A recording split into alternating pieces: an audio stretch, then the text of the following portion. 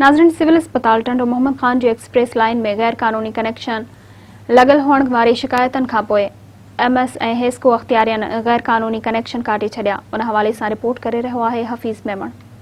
Social media ते कुछ electronic media ते इहा ॻाल्हि हली त सिविल हॉस्पिटल जेका एक्सप्रेस लाइन आहे तंहिंमें कुछ अहिड़ा बासर माण्हू आहिनि जेके त ज़बरदस्ती कनेक्शन छिके वञनि था।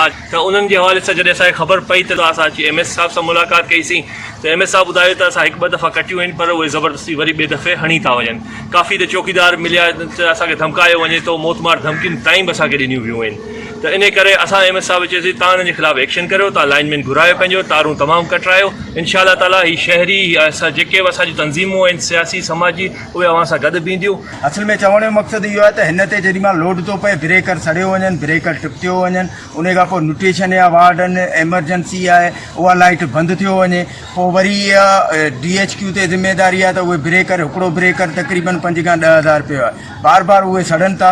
चोरी जी पकड़ी आहे बाक़ाइदे पंहिंजे अख सां ॾिठी आहे जेके हितां खां 15 खां 20 घर एक्सप्रेस जी लाइट इस्तेमालु करे रहिया आहिनि। हिते मरीज़ माना जेको सो बरसाति जी राति मरीज़ ॿाहिरि तड़पी रहिया हुआ ऐं गेस्ट्रो या पेशेंट ते अचनि था। हिते तक़रीबन 20 खां 25 मरीज़ जेको माना जेको हिते माना OPD अलॻि थी थिए पर हिते एडमिट आहिनि, उन्हनि जे लाइ को बि रदमल कोन कयो वियो आहे। सॼी तबाही जे कारण जेको चोरी लाइट आहे छो जो असांखे लाइट जो मसइलो थिए थो, जेकॾहिं एतिरा कनेक्शन ऐं इलीगल हलंदा त ज़ाहिर आहे DHQ जी लाइट जेका आहे उहा डिस्टर्ब थिए थी ऐं पेशेंट बि सफ़र कनि था। सो असां अॼु कोशिशि करे मेजॉरिटी कनेक्शन कढी छॾिया आहिनि ऐं इंशाअल्लाह आईंदा इहे कनेक्शन खोलंदा।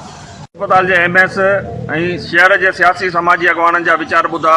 कैमरामैन सफ़्तेन अली मेमण सां गॾु अब्दुल हफ़ीज़ मेमण, मेहरान TV न्यूज़, टंडो मोहम्मद खान।